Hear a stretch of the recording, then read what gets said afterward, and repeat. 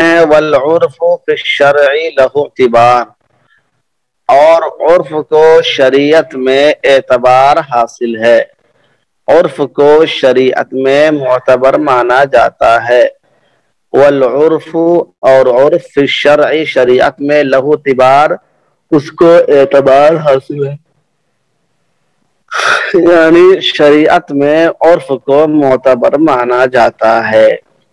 لذا یہی وجہ ہے علیہ الحکم قد یدار، کہ کبھی کبھی اسی پر حکم کا دار و مدار ہوتا ہے، یہی وجہ ہے کبھی کبھی اسی پر حکم کا دار و مدار ہوتا ہے۔ تو علامہ شامی نے شعر کے اندر بتایا کہ شریعت میں عرف کو معتبر مانا جاتا ہے، اور بہت سے مسائل کے حکم کا دار و مدار کبھی کبھی عرف ہی پر ہوتا ہے۔ تو شعر سمجھ میں آیا ان کا؟ جی، یہ شعر سمجھ میں آیا آپ لوگوں کو؟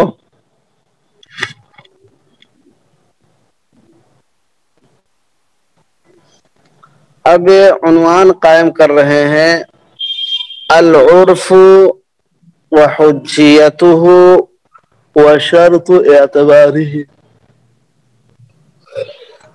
عرف کی تعریف اور اس کی حجیت اور اس کے معتبر ہونے کی شرطیں۔ قال فی المستصفی، علامہ شامی مستصفی کے حوالے سے اس کی تعریف پیش کر رہے ہیں۔ قال فی المستصفی، المستصفی میں فرمایا ہے، العرف والعادت مستقر فی النفوس من جہت العقول، کہ عرف اور عادت اسے کہتے ہیں جو لوگوں کے دلوں میں بیٹھ جائے، عرف اور عادت اسے کہتے ہیں جو لوگوں کے دلوں میں بیٹھ جائے، من جہت العقول، عقل کی روح سے، عقل کی روح سے جو دل میں بیٹھ جائے اس کو عرف و عادت کہتے ہیں۔ وَتَلَقَّتْهُ اتِّبَاعُ السَّلِيمَةُ بِالْقَبُولِ، اور طبیعت سلیمہ نے جس کو قبولیت کے ساتھ قبولیت کا درجہ دے دیا ہو، طبیعت سلیمہ نے اس کو قبول کر لیا ہو، تو اس کو عرف و عادت کہتے ہیں۔ خلاصہ نکل کر یہ آیا کہ مستصفی کے نزدیک عرف و عادت کی تعریف یہ ہے کہ وہ باتیں یا وہ اقوال جو لوگوں کے دلوں میں بیٹھ جائیں اور عقل کی روح سے بیٹھیں، اور نیک طبیعتیں، اچھی طبیعتیں اسے قبول بھی کر لیں، تو اس کو عرف و عادت کہتے ہیں۔ اب یہ عرف قولی بھی ہو سکتا ہے، عرف فعلی بھی ہو سکتا ہے، جیسے کہ لفظ ما کا مطلق ہوتا ہے، ما جو ہے وہ مطلق استعمال ہوتا ہے، اس لیے لفظ قول اس میں قولی بھی شامل ہے اور فعلی بھی شامل ہے۔ استقر فی النفوس کا لفظ استعمال کیا ہے تو اس یہ بتانے کے استعمال کیا ہے کہ وہ باتیں جو لوگوں کے دلوں میں بیٹھ جائیں بالکلیہ طور پر، کبھی کبھار وہ نہ ہو، کبھی کبھار اگر کوئی چیز ہوتی ہے تو اس کو نوادر میں شمار کرتے ہیں، نادر شاذ و نادر کوئی چیز پیش آئے تو اس کو عرف و عادت نہیں کہتے ہیں۔ جب وہ اتنی بار پیش آئے کہ لوگوں کے دلوں میں بیٹھ جائے تو اس کو کیا کہیں گے؟ عرف و عادت۔ اور طبیعت سلیمہ کے قید اس لیے لگائی ہے تاکہ جو فاسد طبیعتیں ہیں یا وہ چیزیں جو آدمی کی حرص و ہوس پر مبنی ہیں، اس کی شہوت نفسانی پہ مبنی ہیں، وہ چیزیں اس کے اندر داخل نہیں ہیں۔ تو المستصفی کی کے ذریعے سے آپ کے سامنے عرف و عادت کی تعریف آ گئی۔ ایک بات تو یہ ہو گئی۔ دوسری بات یہ ہے کہ عرف و عادت میں، عرف اور عادت میں کوئی فرق پایا جاتا ہے کہ نہیں پایا جاتا ہے؟ تو اکثر فقہائے کرام یہ کہتے ہیں کہ عرف اور عادت میں کوئی فرق نہیں ہے، دونوں ایک ہی مدلول کے لیے، ایک ہی مفہوم کے لیے استعمال ہوتے ہیں۔ جبکہ بعض فقہا کہتے ہیں کہ دونوں میں تھوڑا سا فرق ہے۔ عادت کا تعلق جو ہے وہ انفرادی شخصیت سے ہوتا ہے، اور عرف کا تعلق اجتماعیت سے ہوتا ہے۔ یعنی عادت جو ہے کسی خاص شخص کے ساتھ کوئی چیز بار بار پیش آتی ہو تو اس کو عادت کہیں گے، اور اگر کثیر لوگوں کے ساتھ کوئی بات بار بار پیش آتی ہو تو اس کو عرف کہتے ہیں۔ ایک فرق یہ بیان کیا گیا ہے، اور دوسرا فرق بعض لوگ یہ بیان کرتے ہیں کہ عرف میں جو چیز پیش آتی ہے بار بار وہ عقل کی روح سے ہوتی ہے، اس میں یعنی عقل کا دخل ہوتا ہے، جبکہ کچھ جو عادت ہوتی ہے وہ بغیر عقلی تعلق کے وہ پیش آتی ہے، اس میں عقل کا کوئی تعلق نہیں ہوتا ہے۔ تو اس طرح کی باتیں اس میں کہی گئی ہیں، لیکن اکثر لوگ یہی کہتے ہیں کہ عرف اور عادت ایک ہی چیز ہے اور ایک ہی مفہوم کو یہ بتاتی ہیں، ان میں کوئی بنیادی طور پر زیادہ فرق نہیں ہے۔ ایک صاحب کہہ رہے ہیں کہ عرف کی بطور تعریف، عرف اور عادت کی تعریف یہ ہے کہ وہ باتیں جو لوگوں کے دلوں میں بیٹھ جائیں عقل کی روح سے اور طبیعت سلیمہ جنہیں قبول کر لے تو اسے عرف و عادت کہتے ہیں۔ وفی شرح التحریر، اور ابن حمام کی کتاب جو التحریر ہے اس کی شرح جو التقریر و تحبیر ہے ابن امیر الحاج کی، اس میں لکھا ہوا ہے العادت ہی الامر المتکرر، عادت کہتے ہیں، عادت وہ چیز ہے جو کسی عقلی ربط کے بغیر بار بار پیش آئے۔ یہ الامر المتکرر وہ ہے جو بار بار پیش آئے، من غیر علاقت عقلیہ، بغیر عقلی ربط کے، عقلی تعلق کے۔ تو بغیر عقلی تعلق کے، بغیر عقلی ربط کے جو چیز بار بار پیش آئے اس کو عادت کہتے ہیں، اس کو عادت کہتے ہیں۔ لیکن ابھی لکھ دیا ہے ایسے ہی، حقیقت یہی ہے کہ اس میں کوئی خاص فرق ہوتا نہیں ہے۔ تو عرف و عادت کی تعریف آپ کے سامنے آ گئی۔ عرف و عادت کی تعریف کن لوگوں کو سمجھ میں آئی، کن کو سمجھ میں نہیں آئی؟ جی سمجھ میں آیا؟ بس اتنا ہے کہ عرف و عادت ان اقوال و افعال کو کہتے ہیں جو لوگوں کے دلوں میں بیٹھ جائے اور عقل سلیم اسے قبول کر لے اور طبیعت سلیمہ اس کو قبول کر لے، اس کو عرف و عادت کہتے ہیں۔ اب اس کی مزید تشریح اور تفہیم جو ہے وہ خود آگے آئے گی جب اس کی دو قسمیں بیان کریں گے۔ عرف عام اور عرف خاص کی جب تفصیل آئے گی تو اس کی مزید وضاحت آگے ہوگی۔ وفی الاشباہ والنظائر، اور الاشباہ والنظائر میں لکھا ہوا ہے السادسۃ، السادسۃ چھٹا قاعدہ، یعنی ابھی الاشباہ کے بعد سادسہ شروع ہوتی ہے۔ چھٹا قاعدہ العادت محکمۃ ہے، العادت محکمۃ ہے۔ العادت محکمۃ کا معنی کیا ہوتا ہے؟ عادت کو فیصلہ کن سمجھا جاتا ہے، عادت کو فیصلہ کن مانا گیا ہے۔ تو العادت محکمۃ یہ چھٹا قاعدہ ہے۔ وَأَصْلُهَا، اور اس چھٹے قاعدے کی اصل رسول اللہ صلی اللہ علیہ وسلم کا فرمان ما رآہ المسلمون حسنا فهو عند اللہ حسن ہے، کہ مسلمان جس کو اچھا سمجھیں تو وہ اللہ کے نزدیک بھی اچھا ہوتا ہے۔ سمجھ رہے ہیں؟ تو الاشباہ والنظائر کے اندر آیا ہے کہ عادت کو فیصلہ کن مانا جاتا ہے۔ تو فیصلہ کن کس میں مانیں گے آپ؟ احکام شرعیہ میں، یعنی وہ مسائل جن کا تعلق عرف و عادت پر ہوتا ہے ان مسائل میں اس کو فیصلہ کن مانا جاتا ہے، اس کے مطابق فتویٰ دیا جاتا ہے۔ تو چھٹا قاعدہ الاشباہ کے اندر کیا ہے؟ العادت محکمۃ، اور پھر اس کی اصل یہ قرار دی ہے کہ اس کی اصل قرآن رسول اللہ صلی اللہ علیہ وسلم کا فرمان ما رآہ المسلمون حسنا فهو عند اللہ حسن۔ اب سوال یہ پیدا ہوتا ہے کہ جس چیز کو انہوں نے اصل قرار دیا ہے کیا یہ حدیث ثابت شدہ ہے؟ تو جن لوگوں نے اس حدیث کی تحقیق کی ہے، جن لوگوں نے اس حدیث کی تحقیق کی ہے، وہ کہتے ہیں کہ اولاً یہ بات رسول اللہ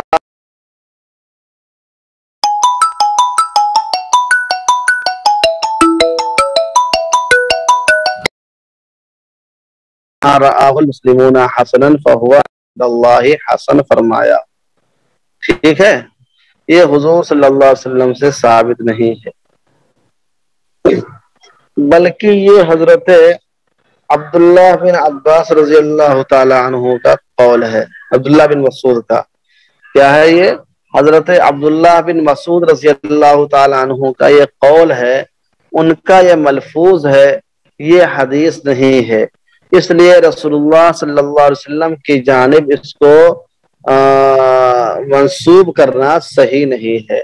محکمتن کا مطلب ہے فیصلہ کن، فیصلہ کن۔ تو بات سمجھ میں آئی؟ بات سمجھ میں آئی کہ نہیں آئی؟ اب سوال یہ پیدا ہوتا ہے کہ ٹھیک ہے، یہ بات تو ہم سمجھ گئے کہ یہ جملہ رسول اللہ صلی اللہ علیہ وسلم کا ارشاد ہے، نہیں ہے، بلکہ یہ حضرت عبداللہ بن مسعود رضی اللہ تعالیٰ عنہ کا ملفوظ ہے۔ تو اب سوال پیدا ہوتا ہے کہ اس ملفوظ کا مطلب کیا ہے؟ اس ملفوظ کا مطلب کیا ہے؟ کیا ہر ایرا غیرہ نتفو خیرہ جس کو کہہ دو مان لیا جائے گا صحیح کہ بھائی ٹھیک ہے تم کو اچھا لگتا ہے، کسی کو تعزیہ داری اچھی لگتی ہے تو تعزیہ داری اللہ کے نزدیک محبوب ہے، کسی کو قرآن خوانی اچھی لگتی ہے تو قرآن خوانی اللہ کے نزدیک محبوب ہو گئی، کسی کو کچھ اور اچھا لگتا ہے تو اللہ کے نزدیک محبوب ہو جائے، ایسا نہیں ہے، بلکہ علامہ شامی نے اپنے رسالے نشر العرف کے اندر لکھا ہے کہ اس کا مفہوم ہے کہ مجتہدین، المسلمون سے مراد المجتہدون ہے، المسلمون سے مراد کیا ہے؟ المجتہدون ہے، یعنی مجتہدین جس کو اچھا سمجھیں تو وہ اللہ کے نزدیک اچھا ہوتا ہے۔ تو یہ ہر ایرے غیرے نتھو خیرے کے لیے نہیں ہے کہ جو بھی اچھا سمجھنا شروع کرتے اللہ کے نزدیک اچھا ہو جائے گا، تو اس کا مفہوم یہ ہے۔ تو پہلی بات تو یہ ہے کہ یہ جو عرف کا جو قاعدہ ہے، عادت کا جو قاعدہ ہے، اس کی جو اصل انہوں نے پیش کی ہے، یہ حدیث مرفوع نہیں ہے بلکہ یہ حدیث موقوف ہے، یعنی یہ صحابی کا قول ہے، نبی کا فرمان نہیں ہے۔ دوسری بات اس کے اندر ہم نے یہ بتائی کہ ہاں المسلمون سے مراد المجتہدون ہے، جیسا علامہ شامی نے اپنے رسالے میں اس کو مدلل انداز میں بیان فرمایا ہے۔ سمجھ رہے ہیں؟ بات سمجھ میں آئی کہ نہیں آئی؟ جی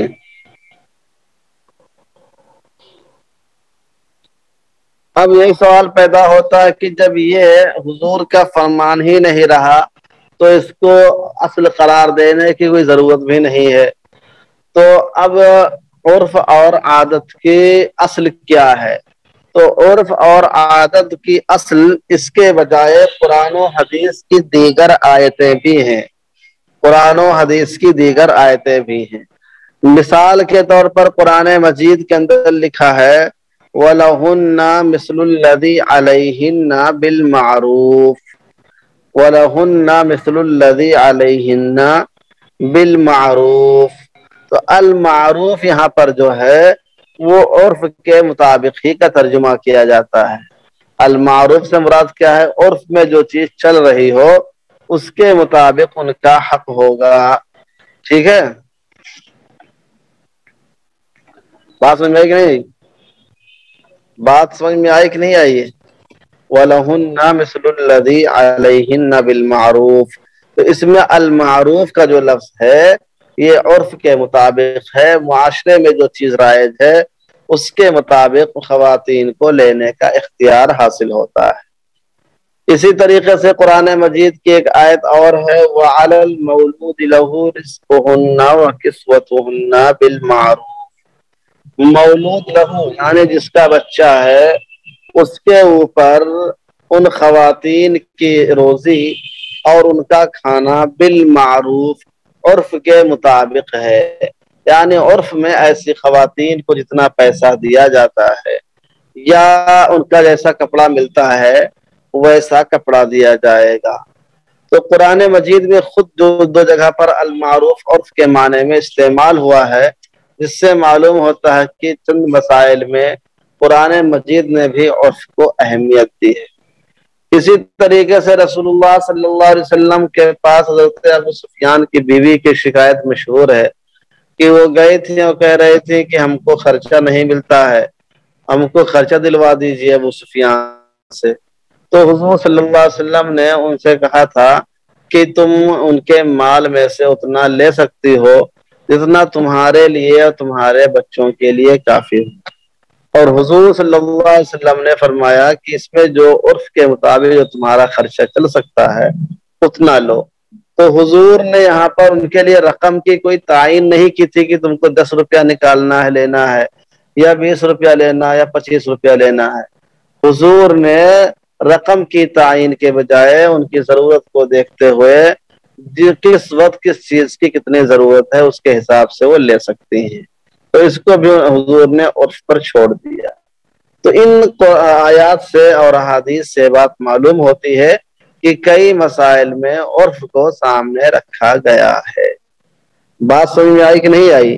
تو ابن نجیم مصری کو الاشباح والنظائر میں اس قول کو اس کی اصل قرار دینے کے بجائے جو باتیں ہم نے ذکر کی ہیں اگر ان کو قرار دیتے تو کوئی اشکال اس پہ پیدا نہیں ہوتا۔ ہاں، مہر مثل میں بھی اس خاندان کے عرف کو دیکھا گیا ہے، مہر مثل میں بھی اس خاندان کے عرف کو دیکھا گیا ہے، اور اجرت مثلی کے اندر بھی یہی ہوتا ہے کہ اس وقت کے عرف کو دیکھا جاتا ہے کہ اس کام کے جو ماہرین ہیں وہ اس کی کتنی تنخواہ لیتے ہیں، وہ مسئلہ بھی ہے۔ تو اس طرح کئی مسائل ہیں۔ یہاں تک بات سمجھ آئی کہ نہیں آئی؟ یہاں تک بات سمجھ آئی؟ اب دیکھیے کہتے ہیں وَعْلَمْ أَنَّ اعْتِبَارَ الْعَادَةِ وَالْعُرْفِ رُجِعَ إِلَيْهِ فِي مَسَائِلَ كَثِيرَةٍ حَتَّى جَعَلُوا ذَلِكَ أَصْلًا۔ معلوم ہونا چاہیے کہ عادت اور عرف معتبر ہیں، ان کی جانب بہت سارے مسائل میں رجوع کیا گیا ہے، ان کی جانب بہت سے مسائل میں رجوع کیا گیا ہے، یہاں تک کہ فقہائے کرام نے اس کو مستقل ایک اصل بنا دیا ہے۔ حتی جعلوا ذالک اصلا، یہاں تک کہ عرف و عادت کو فقہا نے مستقل ایک عرف بنا دیا ہے۔ فقالوا، تو فقہا نے فرمایا ہے تترک الحقیقت بدلالت الاستعمال والعادہ، حقیقت کو چھوڑ دیا جاتا ہے یا چھوڑ دیا جائے گا عادت اور استعمال کی دلالت سے، عادت اور استعمال کی دلالت سے، یعنی بسا اوقات ایسا بھی ہوتا ہے کہ حقیقت کو چھوڑ دیا جاتا ہے عرف اور استعمال کو دیکھتے ہوئے۔ مثال کے طور پر اگر کوئی آدمی قسم کھاتا ہے کہ میں اس درخت سے نہیں کھاؤں گا، تو لوگوں میں اس کا عرف درخت کا کھانا ہوتا ہے، اس کا پھل کھانا ہوتا ہے۔ لوگوں میں استعمال درخت کا استعمال ہوتا ہے یا پھل کا استعمال ہوتا ہے؟ ظاہر سی بات ہے اگر کوئی آدمی کہتا ہے لا آکل من هذه الشجرہ، تو اس کا مطلب یہ ہوتا ہے کہ عرف میں اس کا پھل کھانا مقصود ہوتا ہے، تو حقیقت کو چھوڑ دیا جاتا ہے اس عرف اور استعمال کی وجہ سے۔ ثم ذکر فی الاشباح، پھر الاشباح والنظائر ہی میں ابن نجیم نے لکھا ہے اما العادت انما تعتبر اذا اضطردت او غلبت، کہ عرف و عادت کا اعتبار اس وقت ہوتا ہے جب وہ عرف و عادت بالکلیہ عام ہو جائے یا غالب ہو جائے۔ اضطردہ کے معنی ہوتے ہیں بالکلیہ عام ہو جانا، اور غلبہ کے معنی بالکلیہ عام تو نہ ہو لیکن غالب ہو جائے، اکثر ہو پایا جاتا ہو، سمجھ رہے ہو؟ تو غالب کا یعنی اکثریت کا اعتبار ہوتا ہے، اور بالکل چھا جانے کا ہوتا ہے، شائع کے معنی طردہ۔ تو الاشباہ کے اندر یہ لکھا ہے کہ عارض عرف و عادت کا اعتبار ہر عرف و عادت کا اعتبار نہیں ہوتا ہے، بلکہ اس عرف و عادت کا اعتبار ہوتا ہے۔ وَلِذَا قَالُوا فِي الْبَيْعِ، یہی وجہ ہے کہ بیع کے سلسلے میں فقہاء نے فرمایا ہے لو باع بدراہم او دنانیر فی بلد اختلف فیہ النقود مع الاختلاف فی المالیت انصرف البیع الی الاغلب، اگر کسی شہر میں دراہم اور دینار میں کے ذریعے سے بیع کی، اگر بیع کی دراہم کے ذریعے سے یا دینار کے ذریعے سے کسی ایسے شہر میں جس میں نقود مختلف چلتے ہوں مالیت میں اختلاف کے ساتھ، یعنی کئی طرح کی کرنسی چلتی ہے اور کچھ کرنسی ڈاؤن ہے، کچھ کرنسی ہائی ہے، والرواج اور رواج میں بھی مختلف، کچھ زیادہ چلتی ہے کچھ کم چلتی ہے، انصرف البیع الی الاغلب، تو بیع راجع ہوگی اغلب کی جانب، یعنی زیادہ تر کون سی کرنسی رائج ہے اس کو دیکھیں گے۔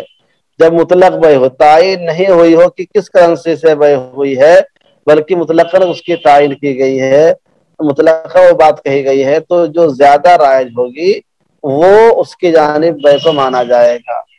قال فی الہدایہ، اس بات کی تشریح میں ہدایہ میں فرمایا ہے لِأَنَّهُ هُوَ الْمُتَعَارَف، اس لیے کہ وہی چیز متعارف ہوتی ہے، وہی چیز عرف والی ہوتی ہے۔ فَيَنْصَرِفُ الْمُطْلَقُ إِلَيْهِ، چنانچہ جو بیع مطلق ہوئی ہو اس میں ثمن کی تقیید نہ کی گئی ہو، ثمن کی تعین نہ کی گئی ہو، تو وہ اسی کی جانب راجع ہوگی۔ تو دیکھا آپ نے کہ نقود تو دونوں چلتے ہیں، دونوں مالیت کے اعتبار سے مختلف ہیں، لیکن جو زیادہ چل رہا ہو اس کا اعتبار کیا گیا ہے، اور خود امام ہدایہ نے فرما دیا ہے کہ لِأَنَّهُ هُوَ الْمُتَعَارَف، تو گویا کہ انہوں نے جس کا رواج زیادہ ہو اس پر بیع کو راجع کرنے کے وجہ بیان کی ہے کہ متعارف وہی ہوتا ہے، لوگوں کے ذہن میں وہی ہوتا ہے جو عرف میں چل رہا ہوتا ہے۔ تو اس سے بھی یہ بات معلوم ہوئی کہ ہر عادت کا اور ہر عرف کا اعتبار نہیں ہے، بلکہ جو عادت اور جو عرف بکثرت ہو جائے یا زیادہ تر ہو جائے تو پھر اس کا اعتبار ہوگا، کبھی کبھار کوئی چیز پیش آتی ہے تو اس کا اعتبار نہیں ہوگا۔ فَيَنْصَرِفُ الْمُطْلَقُ إِلَيْهِ کا مطلب یہ ہے کہ مطلق بیع اسی جانب راجع ہوگی، یعنی الی رواج کی جانب ہوگی، جو زیادہ رائج ہوگا اس کی جانب راجع ہوگی۔